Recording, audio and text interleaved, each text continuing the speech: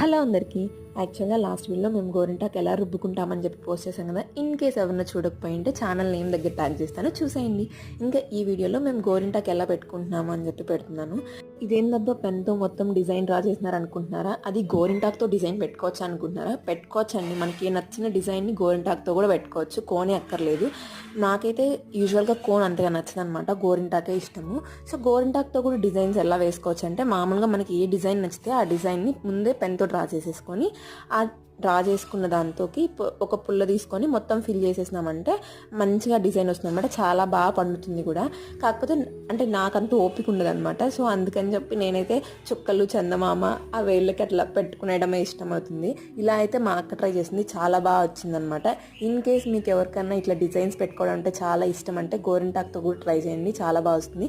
మా అందరికైతే ఇలా వండిందనమాట గోరింటాకు. ఎలా ఉందో మర్చిపోకుండా కామెంట్ చేయండి.